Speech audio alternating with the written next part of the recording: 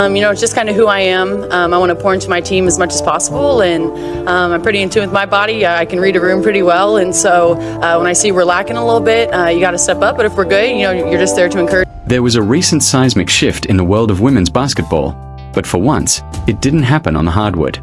The sports world came to a standstill when news broke that Caitlin Clark had officially signed a multi-year agreement with NBC Universal to become a special contributor for its basketball coverage.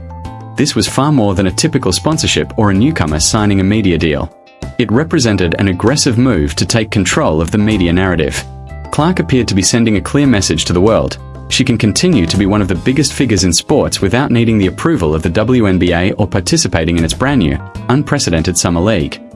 However, one player decided to break ranks as the WNBA establishment responded with its usual icy silence. If you enjoy this content, consider giving this video a like and subscribing to the channel.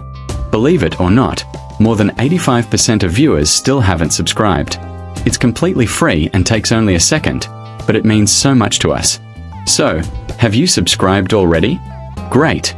Thank you so much for your support.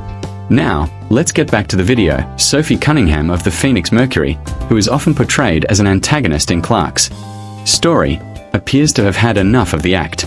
Cunningham has started calling out the hypocrisy that she believes is damaging the league from the inside. Through a series of actions and comments that have largely gone unnoticed by mainstream media, she is exposing what she sees as internal politics, financial mismanagement, and jealousy that could threaten the biggest opportunity the sport has ever witnessed. To understand why Sophie Cunningham is becoming increasingly frustrated, you first have to understand the significance of what Caitlin Clark has just accomplished. For years, WNBA players have followed a familiar path.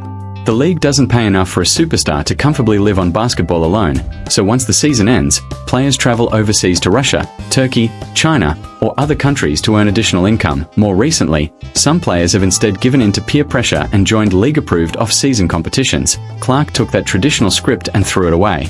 She is set to make her debut at Madison Square Garden and appear on programs such as Sunday Night Football and Big Ten Saturday Night after joining NBC. But she won't be sweating through a jersey after chasing a loose ball. Create this 3-on-3 competition. They allegedly offered Clark more than $1 million in league equity, along with a contract structure compared to Lionel Messi's deal with Inter Miami, as part of their aggressive efforts to recruit her. There was reportedly significant pressure behind the scenes. The narrative suggested that Clark wasn't supporting the sisterhood if she refused to participate. It was expected that she would use her massive popularity to help increase the league's revenue. But when Clark turned it down and chose NBC instead, members of the old guard were reportedly furious. They viewed her decision as a betrayal. However, that's where the story takes an unexpected turn. Having seen how the business world operates, Sophie Cunningham appears to recognize the situation as a smart business decision. Cunningham also understands the potential conflict of interest surrounding the new league. When active players are involved in running a league while simultaneously encouraging other players to join, it can create an unusual and uncomfortable power dynamic. Clark's decision demonstrated one thing clearly: she cannot simply be bought or pressured into following someone else's plan, intimidated by the idea of defying such a demand. For the past year, the media has tried to manufacture a bitter rivalry between Caitlin Clark and Sophie Cunningham. In an effort to portray Cunningham as the enforcer sent to embarrass the rookie, they repeatedly highlight footage of physical contact, trash talk, and hard screens. Yes, Sophie is a tough and physical competitor. But away from the court, she is also one of the league's sharpest businesswomen. Cunningham was one of the players who remained honest while other veterans were busy criticizing Clark on podcasts or questioning whether she was actually that talented. During the charter flight controversy, challenged the idea that the league's growth was happening entirely on its own. When credit was deserved, she gave it. Her latest frustration appears to come from a league that is perfectly comfortable benefiting from the money and attention Clark generates, yet, in her view, refuses to give Clark the respect she deserves. Cunningham is essentially looking around the locker room and asking, "Are you serious?" She sees the new television deals, packed arenas, and charter flights, and she understands exactly who helped create the financial momentum behind them. That is why Cunningham's reaction to the NBC News matters. The media wants her to play the role of Clark's hater. They want her to say that Clark doesn't deserve the NBC opportunity. But Cunningham refuses to give them that storyline. Instead, her frustration appears directed toward the system and the critics surrounding it. She understands that everyone can benefit from Clark becoming a bigger media personality. When the season begins, more people watching Clark on NBC could ultimately mean more attention for the WNBA as a whole.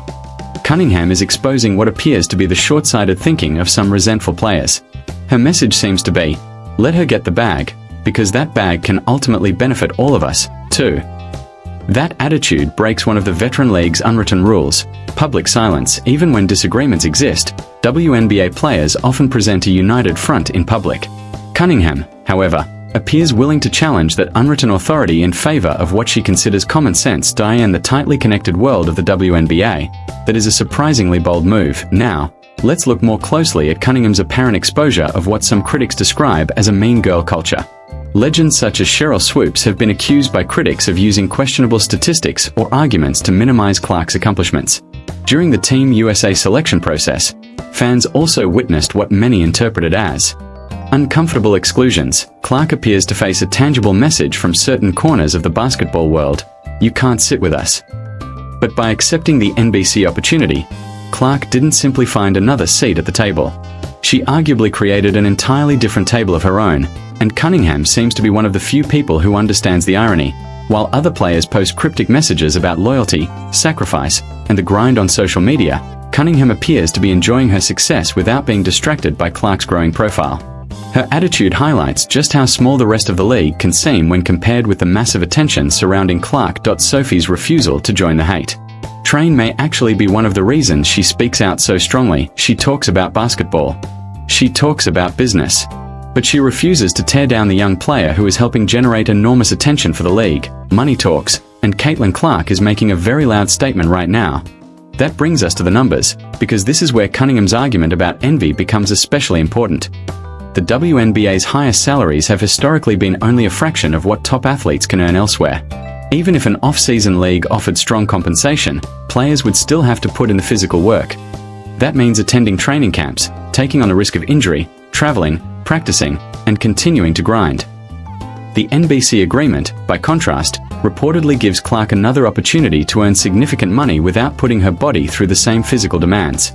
She can build her personal brand while sitting in a studio and analyzing the sport she loves. Cunningham understands the value of that opportunity, especially after having to fight for every contract she has earned. So when she sees other players acting as though Clark owes them something, her frustration becomes understandable. During the off-season, Clark can potentially and plays with a physical edge. But she is not willing to turn a blind eye. Her outspoken attitude disrupts the echo chamber inside the locker room. In interviews, she directly challenges those who appear eager to see Clark fail, while refusing to fuel racial or generational divisions. She is proving that you don't have to be a bitter rival away from the court simply because you are a fierce competitor on it. Cunningham has also repeatedly challenged the media's responsibility to tell the full story. The Sophie hates Caitlin narrative is profitable for networks like ESPN and for social media aggregators. They can post a clip of a hard foul without context and label it bad blood. But look at what happens after the whistle. Watch the interactions between the players. Look at the handshakes after games. There is clearly a level of mutual respect that often gets ignored. Through her latest comments, Cunningham is taking control of her own image. She refuses to let the media turn her into a pawn in an ongoing campaign against Clark. By refusing to play the antagonist in response to the NBC News, she completely disrupts the media's expected storyline. They wanted her to be angry about Clark receiving another major platform. Instead, Cunningham appears focused on herself, preparing for the upcoming season, and allowing Clark to pursue her own opportunities. In many ways, that validates Clark's decision. When you recognize greatness, you recognize greatness. For years, the WNBA has held most of the cards. The league controls exposure, scheduling, and disciplinary decisions.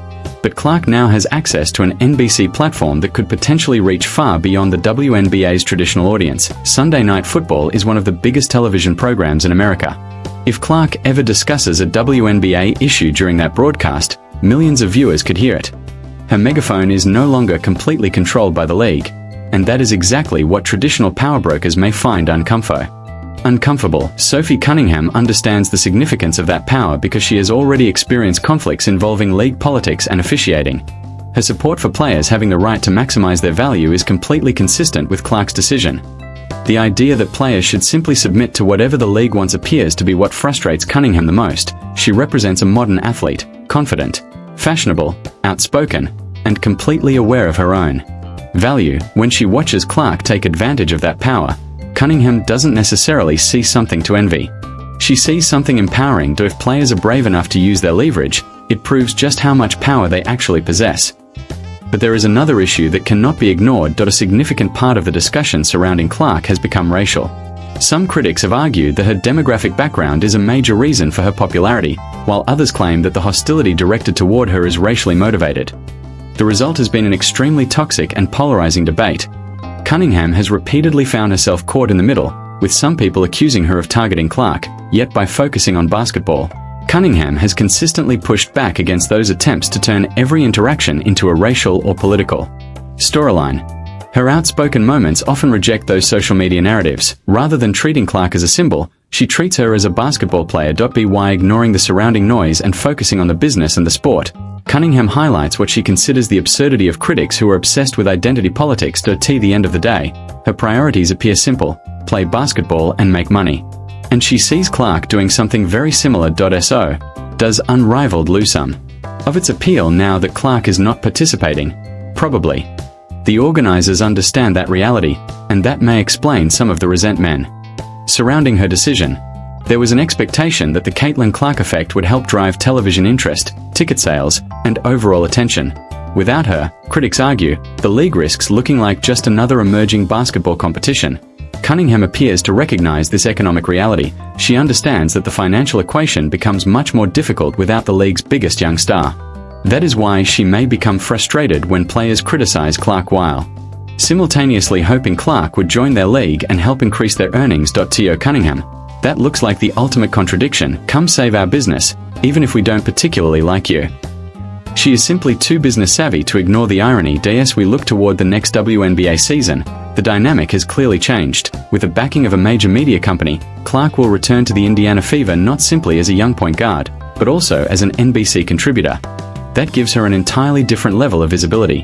The era of treating her like a rookie who needs to earn everyone's approval may be coming to an end. The balance of power has shifted toward her. Sophie Cunningham understands that.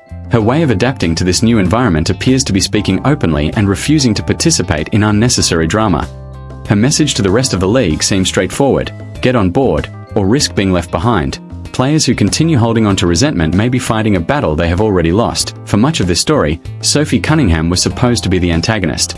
The media portrayed her as Clark's rival, the physical enforcer, and the enemy. But after Caitlin Clark's major NBC announcement, Cunningham has become something much more interesting: a truth teller. While Clark turned down the 3-on-3 league in favor of the bright lights of network television, the rest of the WNBA is left watching from the sidelines. Cunningham has been willing to say what she sees. She has highlighted what she believes is the hypocrisy of a league that can criticize Clark's influence while simultaneously benefiting from the money and attention she generates. Her frustration appears to come from what she sees as false narratives and questionable business decisions, and by speaking out, she has demonstrated that she is not necessarily Clark's enemy. She simply respects the work, recognizes the opportunity, and remains a competitor.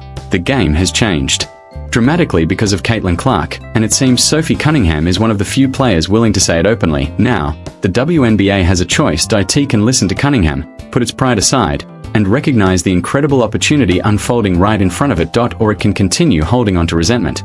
But with everything happening around this league, one thing is certain: the drama is far from over. Let me know what you think in the comments below. Do you agree with Sophie Cunningham's perspective? Share your thoughts, subscribe to the channel, and turn on all notifications so you don't miss the next update. And when you're ready, click the video on your screen for more.